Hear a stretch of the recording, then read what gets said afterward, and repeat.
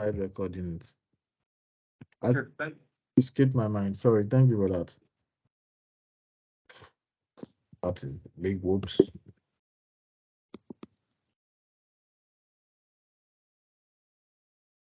But sorry.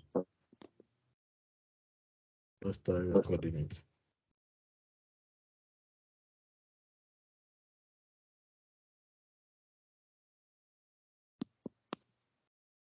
I think so.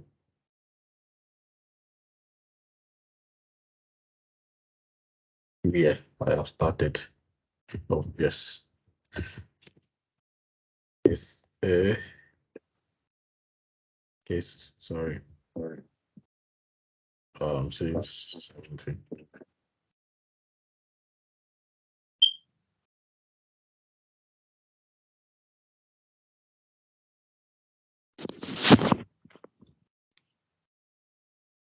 Mm,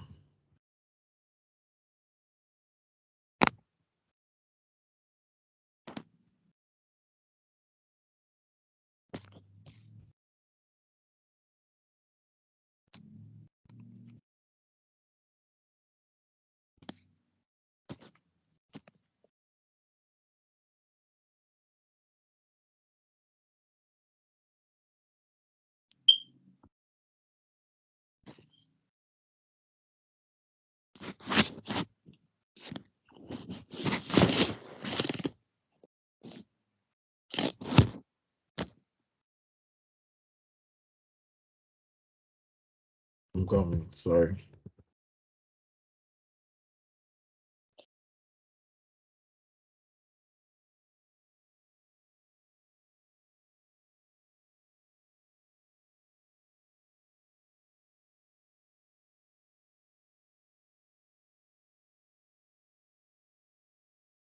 Okay. So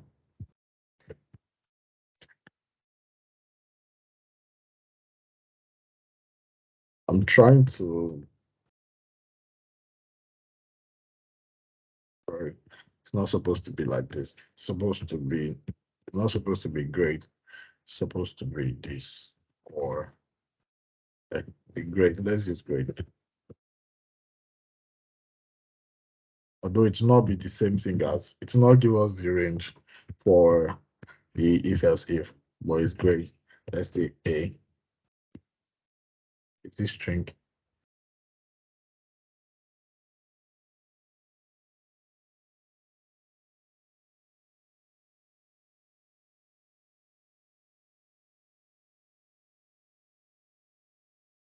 So, your scored between 70 and 1700 B.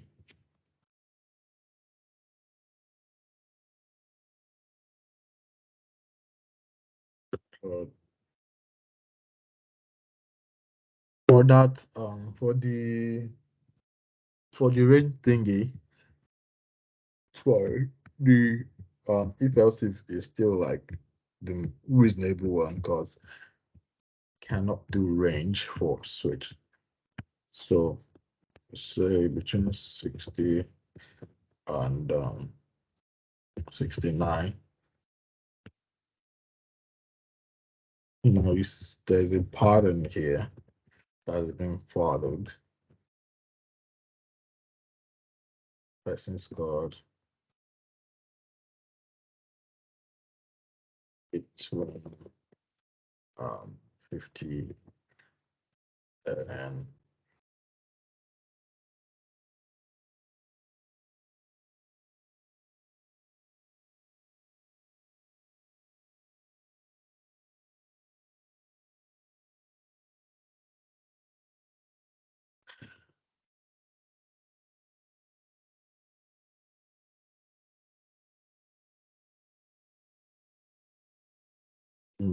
say 40,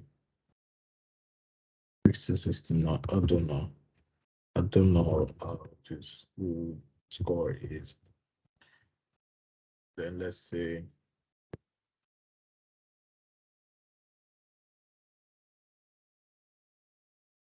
E is just an arbitrary system of grade.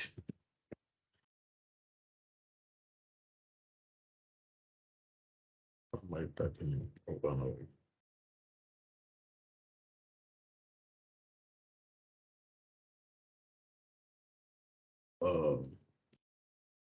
30. No, I was skipping something. Break.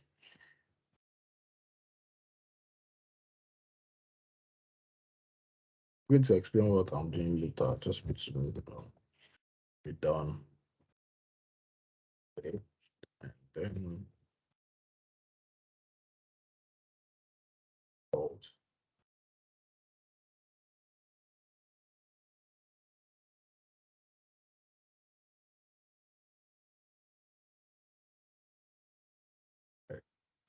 To 0.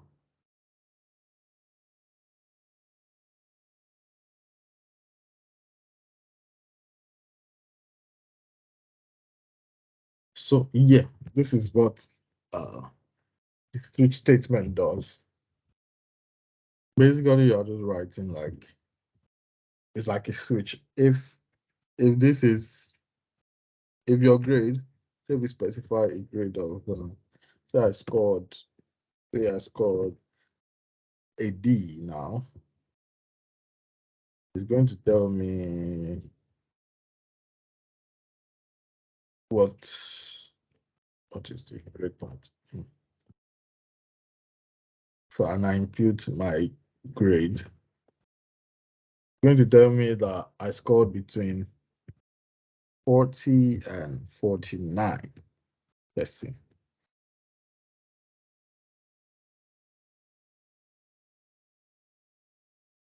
So I reduced I scored between 40 and 49. Now, what the switch statement does is it literally goes through all when it gets to the say you impute, there's an expression here, whatever it is,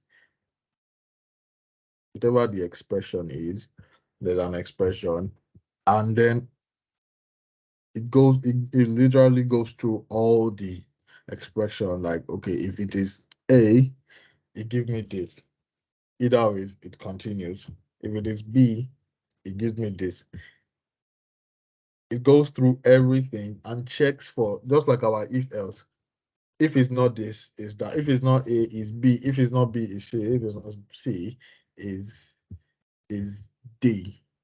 If it's not D, is E. Then there's a default, and then the default gives us like if it's not once it has gone through all these conditions and then none of it is being met, then it goes straight to the default. It's just like our normal default. It goes straight to the default, and then you get the default message or whatever the default message is or the default statement is.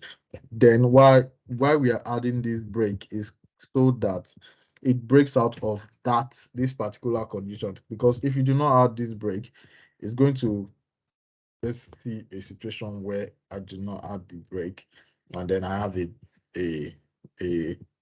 D. See, it printed both for the D and for the E because it spotted a continuity, because I didn't specify a break. I didn't tell it to give it like break out of the system or break out of, this is where I specified my break. So where I specified my break is where it stopped. Imagine I didn't put, because when I started, I didn't put break in from the beginning. So if I had done it like that, then the whole essence of the switch statement is already lost, and I've just been fooling myself.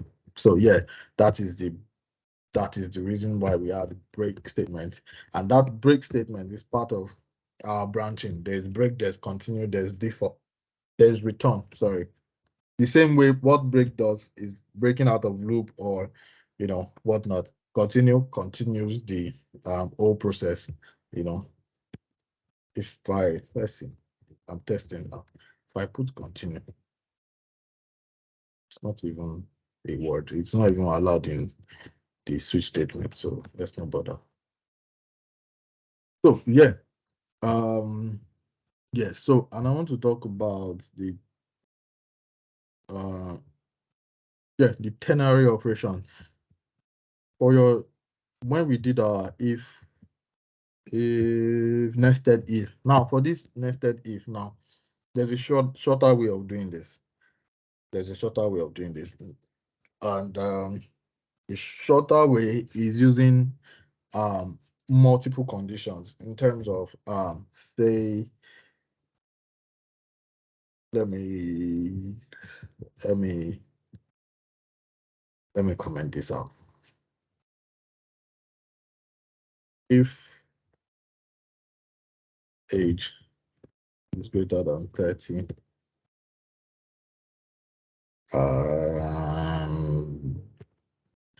name equals to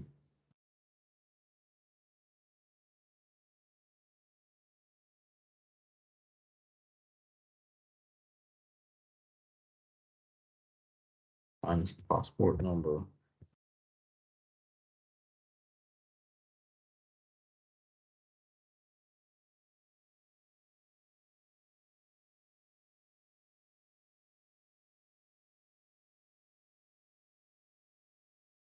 Now, I'm just covering logical operations for you now. Now, double ampersand is and, while there is the or, the or is two pipes, two straight line. This is or, and the double ampersand is and. Now, what this is telling us is that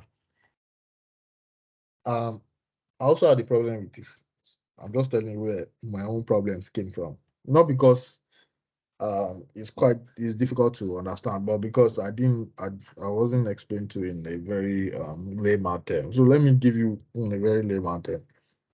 Now, what this is saying is that if age is 30 and name is James and passport is 1234, return this.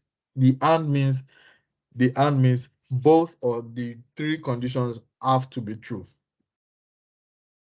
You get what I'm saying? Age has to be 30, name has to be James, passport number has to be 1234. Now, if I had replaced one of these with or now, and what I'm saying is age and James age has to be 30 and names have to be James, or passport number is 1234. Then if any of this is true, I get what's it called? My value, the return passport. Now let's try for this one that I removed the 1234. Let's see what it gives us. Gives passport because I specified that is either these two, the age and the name, are true, or the passport is true. So, and we got that the age and the name, they are true. The passport is a false. It gives us a false value, so it ignores it and then still returns the statement. Now imagine we specified, oh yeah, so anything goes. So for this one now, if age is 30 or name is James or your passport number is 1234, just give the person the passport regardless. So one of the values has to be true. If the age is 30 or say name is James or passport number is 1234, so somebody can just come to the office and say, my passport number is 1234. Okay, your name is not James though. Your age is not 30, but your passport number is 1234. Okay, take it. Or someone just randomly walks into the office and says, my name is James, but I'm 25 years old. My passport number is 4231. 4231. Yeah. And they say, okay, you're less than 30. Your passport number is not correct, but your name is James. Okay, take it. You fulfill one of the conditions. So, but and is very strict. All has to be true. Your age has to be 30, your name has to be James, and you can add as many as you want, but that is just weird if you have too much. There's fencing, and then there's another I just want to go through all the logical operators now, and because I don't think we talked on it last week. I don't know. I'm not sure. Yeah. So there's negation in terms of, when I told you that the condition has to be, uh, true. Now imagine a situation where, I'm just going to write another method. Public static void. Let's use string. Let's go back to our drinking problem. Not our drinking problem, like drinking age problem. Drinking age. Let's go back to that problem, and I'm going to show you something.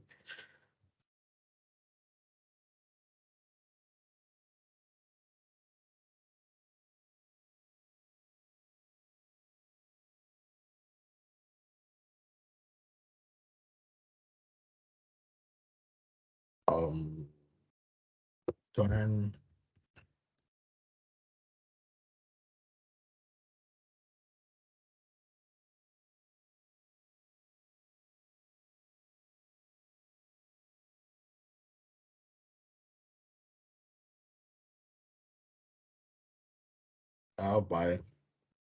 I have my error here because I'm not returning a default.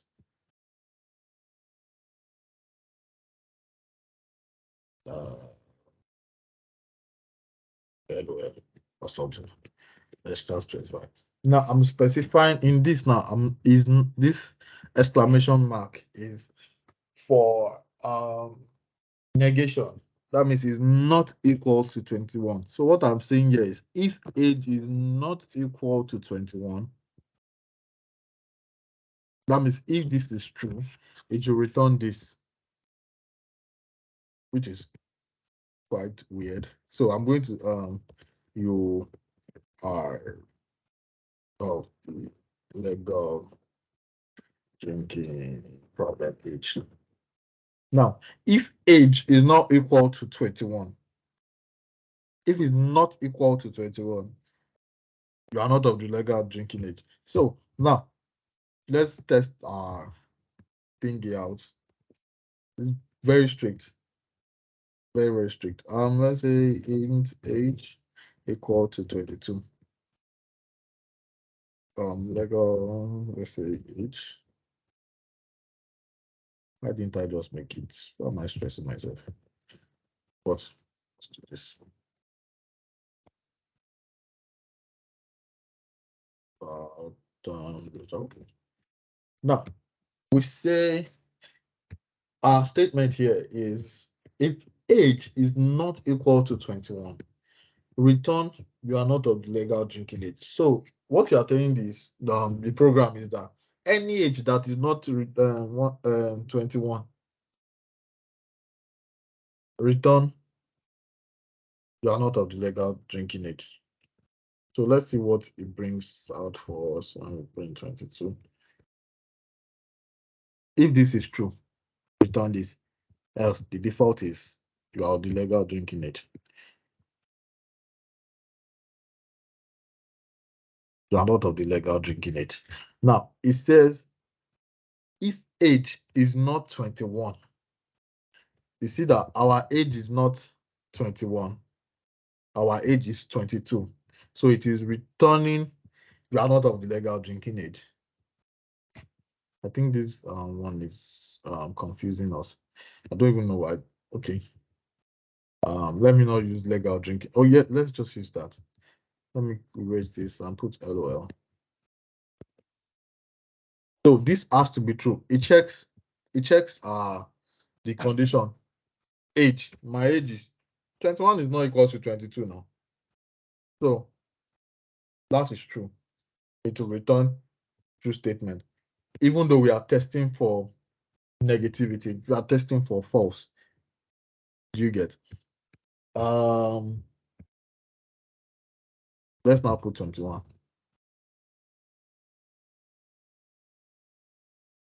So it runs through the program and sees it returns LOL because our age is equal to 21. So this is testing for all the ages that are not equal to 21. So this condition, there's only one age that will break this condition, and that is 21. So I'm trying to use it in a more reasonable way. Boolean. Let's use Boolean. You know, when I was telling you about naming our Boolean, I said something very profound.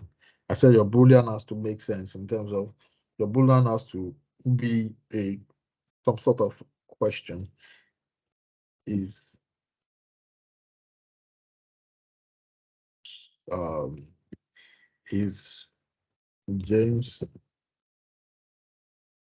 legal?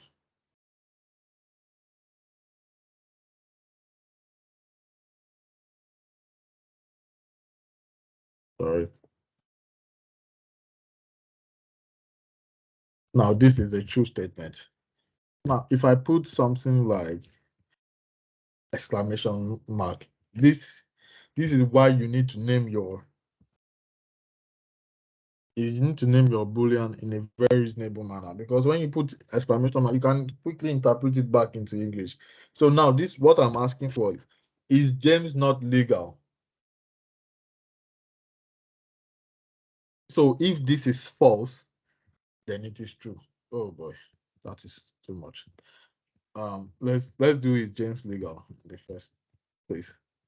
Let's a Boolean. Shut up. Boolean true. Boolean is James legal.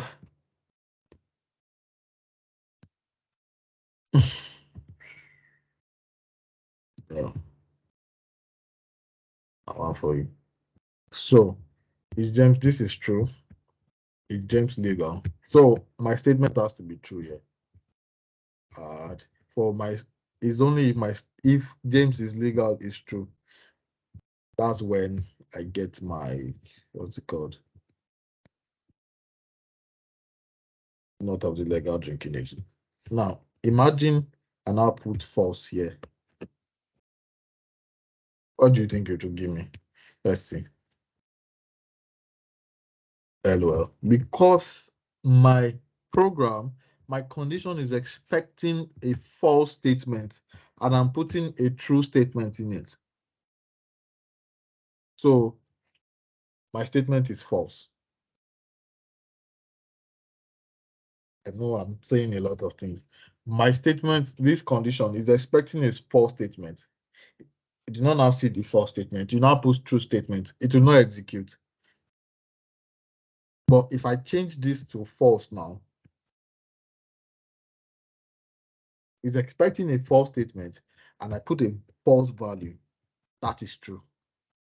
So I like to think of it as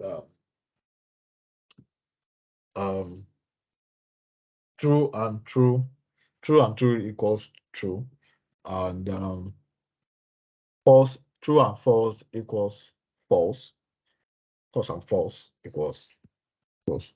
So that's um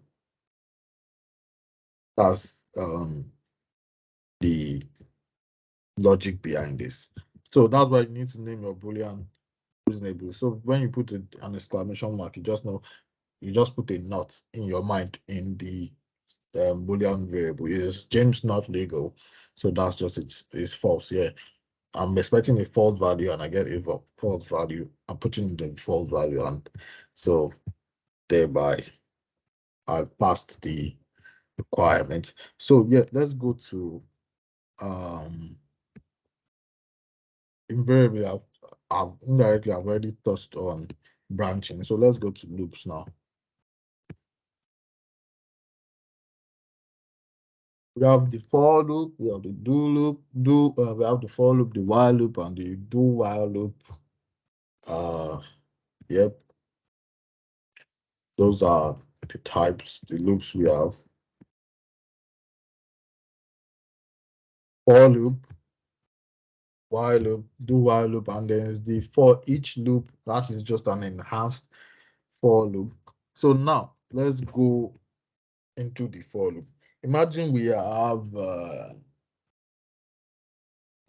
for loop is for a loop is to iterate with within a particular object. In terms of, it's like you are looping, like you want to do a particular you want to perform a particular task over and over again. You loop through the task, something monotonous, something recurring. You loop through it, or you have a particular set of, imagine you have like different set of boxes, but you go through every one of it. That's you looping through every one of the boxes to find what you want. So we are going to write a simple for loop program. Now, for you specify the data type, the equals specific less than or equal to 10 I sorry.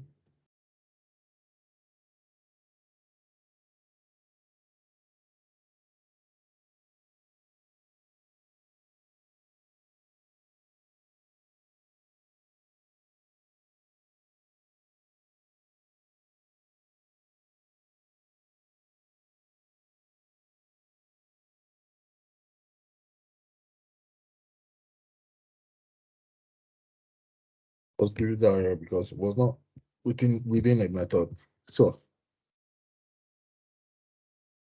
for this is looping through a range of value.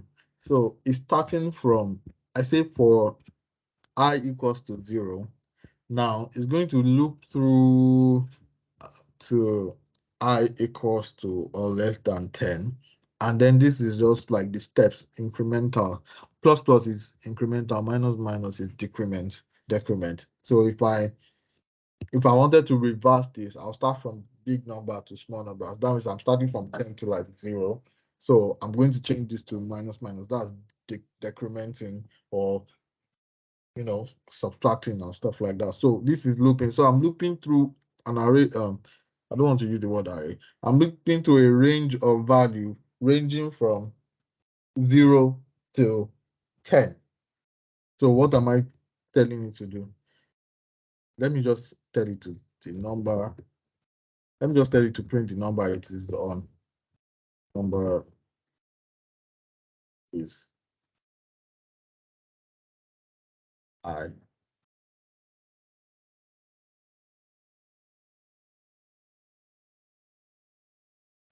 Plus. So shut up. So let's run this. So now what just happened is it looped through from 0 to 10. So it started from 0. Okay. It printed the number is 0. Then it went to 1, then 2, then 3, and it repeated the same thing for till it got to this stopping point. Let's just say this is start, this is stop or the end, and this is the step. You get? So it starts from 0. It increases 1 by 1. It increases 1 by 1.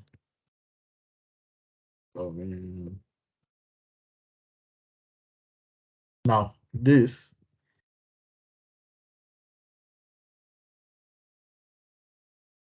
would increase 2 by 2 because I'm specifying it starting from 0. The initial value is 0. Then the step it prints out, it goes to the first value, which is 0, and prints the value out. The number is 0. Then what I'm doing here is instead of doing instead of saying, imagine you want to add to a number. I think we did something like this last week. Say you have an account balance, and then you want to deposit money. The account balance gets a new value. So instead of saying account balance, something like balance equals to balance, that's the former balance plus the new deposit, right? You can just combine this and just do plus equals new deposit. In that way, you are taking care of two things. You are incrementing the balance while um, updating the balance. You are incrementing it and updating it at the same time. So instead of doing that's what I did here.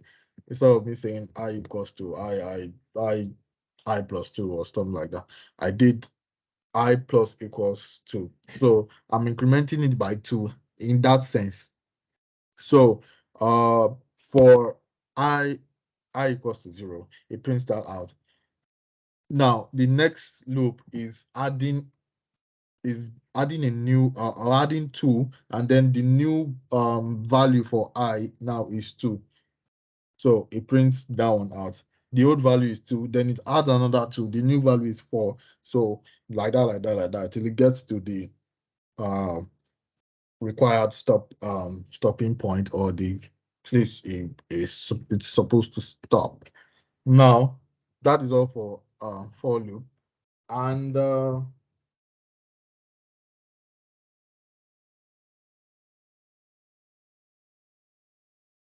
for loop is what am I doing? Sorry. And we have while loop, and then we have what's it called? Do while loop. Now I'm going to start with while loop. Yeah, I'm going to start with while loop. Now say we have an integer of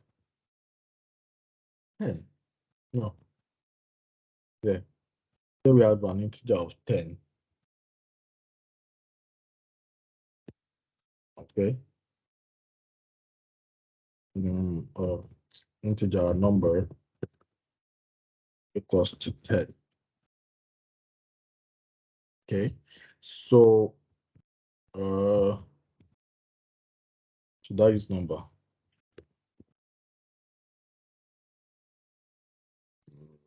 So that to make sense. So I'll be able to, I don't want to use something ambiguous.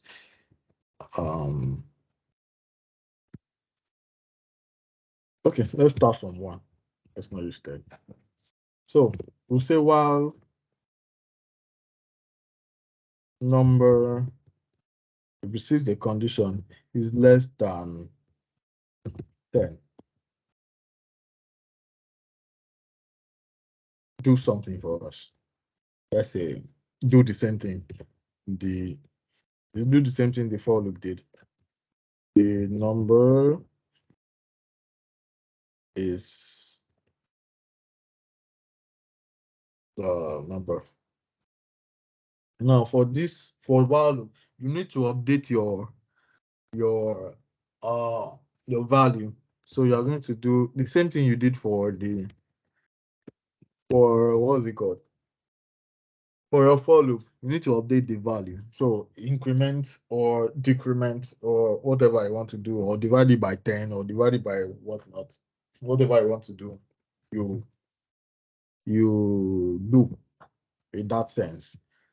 Whatever implementation you want to implement, you do that. So the value that is entering this loop is number, the initial value, which is 1, the instantiated value, which is 1. That's the number that is entering the value. So this loop will keep on going provided that this condition is met, provided that number is less than 10. So it enters the loop as 1, it prints it out, it increments it, it goes back to the top, check, oh, it's still less than 10. it prints it out, it increments it, it go back to the condition, oh, 3 is less than 10. It continues the loop. Oh, stop it. Until it gets until it gets to 9. And then it is 9, is less than 10, it increments it. Then when it increments it, it turns to 10. When it gets here, it sees that 10 is not less than 10. That is false. So it breaks out of the loop. That is when this loop is satisfied. Let's point it out. See. I don't see. It prints 1, 2, 3, 4, 5, 6, 7 till 9. When it got to 9, it incremented the value. It got to the while loop, the statement, the condition, and then it saw that, oh, this is actually 10 is not less than 10. That is the false statement. It broke out of the loop, and then, that was the end of the cycle. That was the end of the loop. Now, there's another one, do while loop. While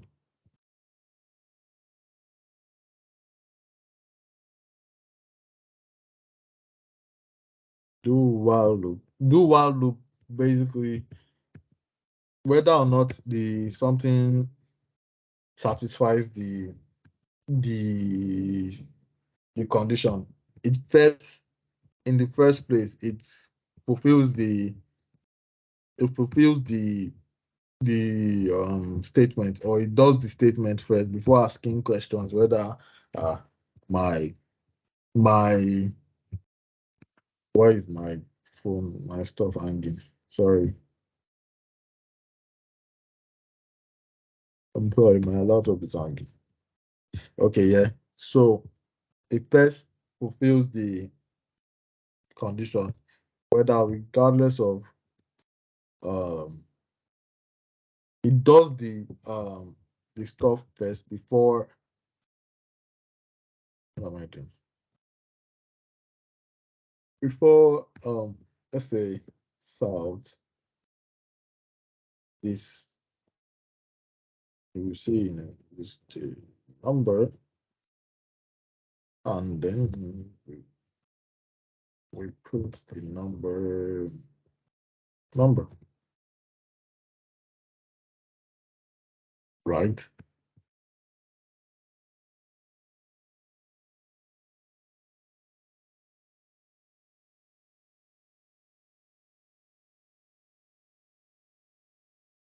So it does that.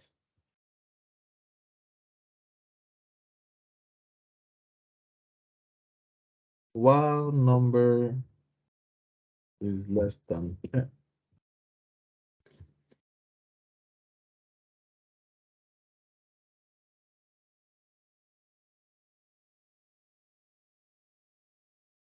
Then there is an increment of value now.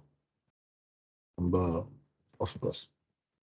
Now, unlike the while loop, the do while loop will still print out the 10 regardless. Okay, let's see. Then we'll go over the flow of the do while loop, and then we'll see.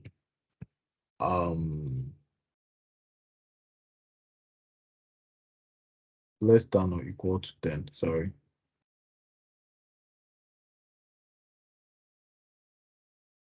But this is not even bringing out the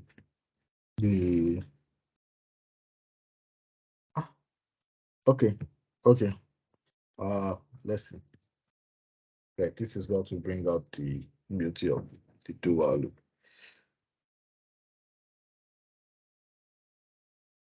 I think, yeah, should. Okay, yes. This is what I was aiming for. You see that for the do while loop, it will first do the command, or the first print out the statement, then increment it, then check for the condition. While the while loop will first check for the condition before it prints out the statement. But the do while loop is like I wouldn't say reverse, but something like that. it first prints out before even checking for any condition, it prints out the statement or whatever, it does the action or carries out the stuff you want it to do before it checks for any condition, because the condition is the last thing that is implemented in the do while loop. The condition is the last thing that is implemented in the do while loop. So that's the. Sorry, please, are you still here? Because I've just been rambling. I did not even check up on you. She's still here. Yes. I didn't hear you. Sorry. I said yes, I'm here. Oh, sorry. Do you understand what all my ramblings? Because sorry, I was Yeah, just talking since I didn't even. You said what? it's sort of the do well, yes. It's just that do well. You are like but you're doing an example, so yeah, it's fine. I'm Yeah. getting it so far. Let me just write out the while loop in to start with. Okay. Yeah. Let's do this. The while number less than 10. I'm going to remove this salt.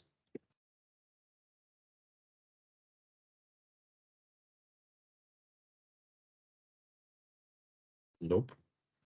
Yep. So I'm going to put them in different methods.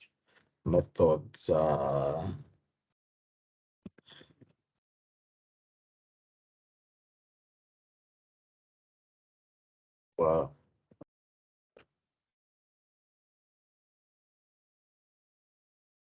number.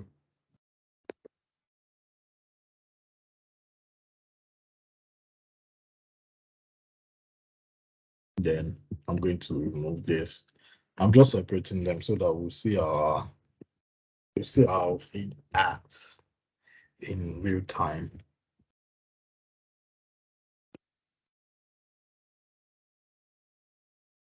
Well,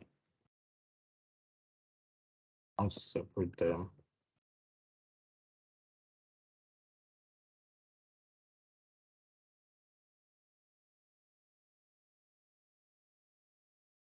Okay, so yeah, so I'm going to call our methods here. Well, this is just it's like writing while loop. It's just stupid. It's not stupid. It's just weird for me. Wow. Okay, so let's see how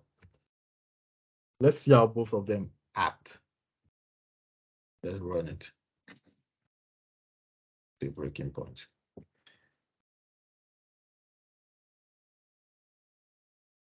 You see that is only one thing that gets printed out, because for the while loop, as understandable as we've said, it checks for the condition. This is the number entering the loop.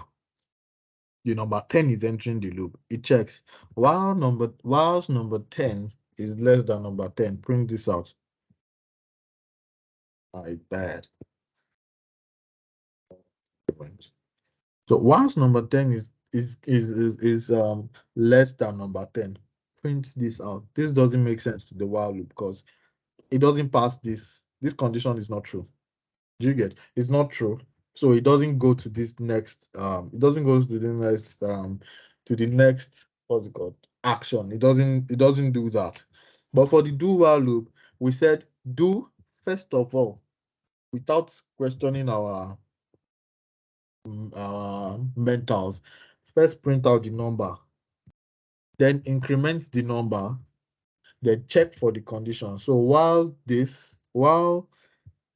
when it gets here, the number is now 11 because I've incremented it by 1. So it checks 11, is 11 greater than 10? No, so it doesn't go back to this place. Well, say we specify something like 20 now. 11 is 11 less than 20? Sorry, I said greater than in the first place. It's less than. Is 11 less than 20? Oh, sure. So do that. Increment it again. Is 12 less than 20? Oh, sure. Do this. But for the while loop, straight up, is questioning it. Is 10 less than 10? Let's put 20 here. Is 10 less than 20? Oh, sure. Print it out, increment it. Is 11 less than 20? Print it out. The main difference is the do while loop. The do while loop will first do before it was. Sorry, that was just fun. It will first do before it checks for any condition. It will first carry out like the action or the statement. We'll first get our statement before we can it checks for any condition. That's just the major difference between the while loop and the do while loop. All right. Now what is left? I think I've touched everything. I've touched everything for today. Let me see. Let me check this syllabus. Okay, we've done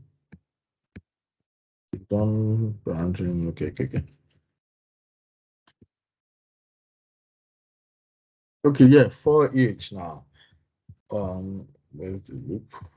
This is still my loop. So for each is an enhanced.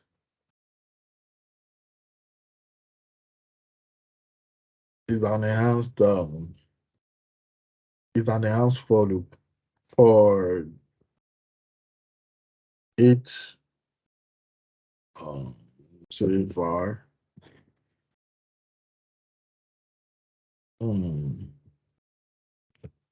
let's see var equals 0.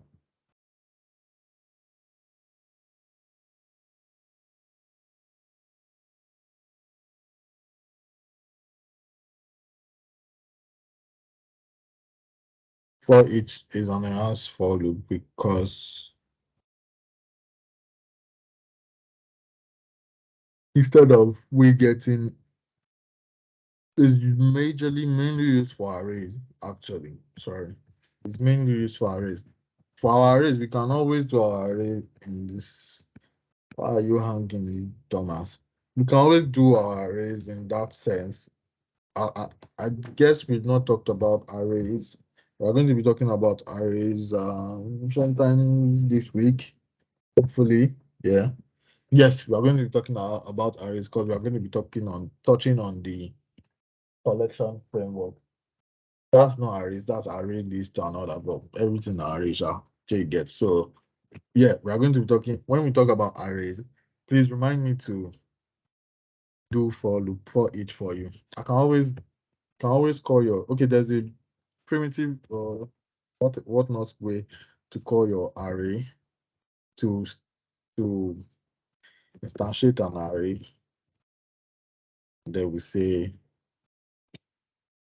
it's 1, 2,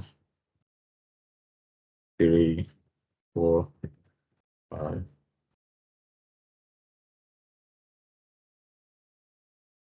So we call our array like that. Pardon me, we don't use this. I was start wondering what's the problem. So you call your array like that. Array is like a set of number in like a particular something. So if I want to loop through this array, arrays are always like position. This is position 0. They are indexed. They are 0 indexed in terms of this is position 0. This is position 1. This is position 2. You start counting from 0, sure. So you can always get normally you can get your array by just saying array 0. Let's see. Let me just print it out instead of putting it in the variable again. Sorry.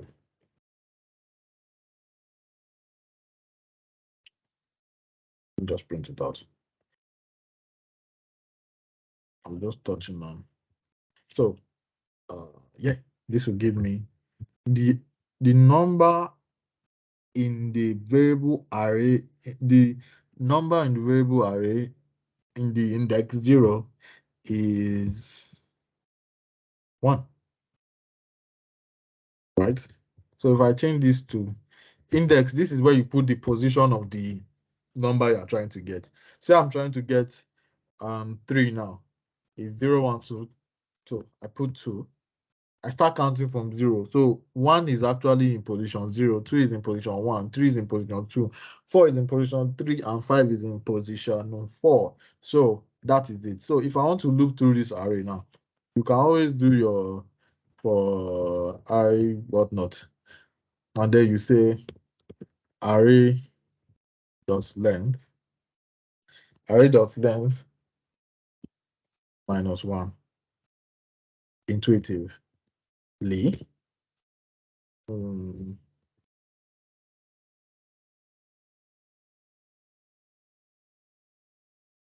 array. I'm going to explain this program now. Now I'm going to loop through the array. I'm starting from position 0. I'm starting from the value 0. That's what I showed you in the first place, how you can get your array. You can just put your array, the name of the variable, your array variable, and then square bracket, and then the position you want to pick. You get. So instead of that, we're going to loop through it. We're going to say, I'm starting from position 0 now. So array.length. First of all, let's print out array.length. So you see why I put -1. Array.length. You would think they would be wise to put it, but yeah, no. Array.length is 5. So in counting the array, it's counting 5. There are 5, what's it called? There are 5 variables in this array. There are 5 variables in this array, but positioning is different from size. Positioning in an array is different from, or index in that sense, is different from size, is different from the length. So why I'm putting this thing now, this -1, is because if I put 5 now, there's no array, there's no variable, or there is no number in this array at position 5. So where it stops is position 4. So it makes more sense, because if you had an array with millions of variables, or millions of values in them, if you had an array of like probably 10,000 values, instead of you striving to know, or what's the last, if you want to say you want to loop through the array, instead of you striving to know, oh, what's the last position, the index, the last index, well, what is it? No, you don't need all that. You just need to get the length and then -1, and then you get that's how you get the last index. So I'm saying from 0 to the last index, okay, and increment it by 1. So it's going to do 0 array into bracket, array in square bracket 0. It will print out that position. It will print out array in square brackets 1, like that, like that, like that. So it's going to give me the number is 1, the number is 2, the number is 3, the number is 4. And sorry.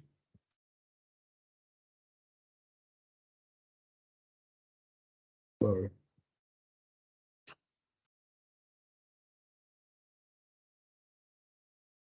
Supposed to see now it said less than. So I'm saying less than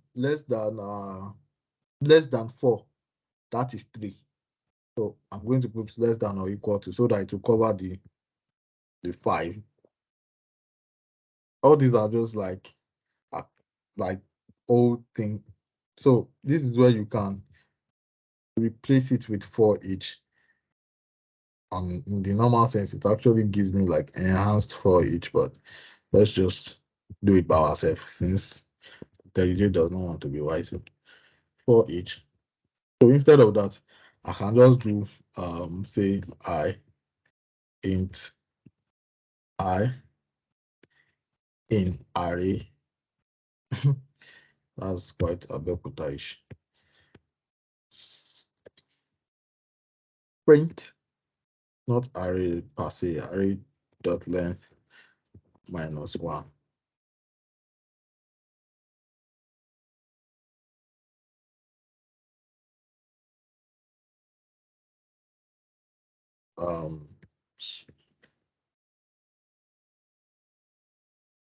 Sorry, not let print the number. Sorry.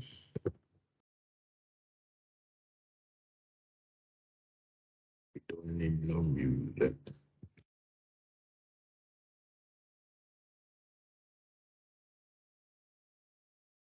So that it will make sense. Let's use element so that it should make sense when we are printing this.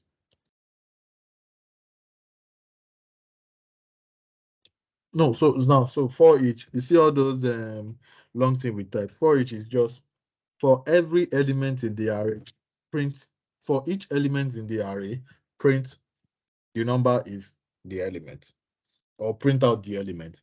So instead of doing array dot length minus 1 or looping using numbers and doing from 0 to 1, no, you just say for each element, if the array was a string array or array of strings, for each element in the array, is this int will change to string. So for each element in the array, print out the element. So instead of doing array into bracket, no.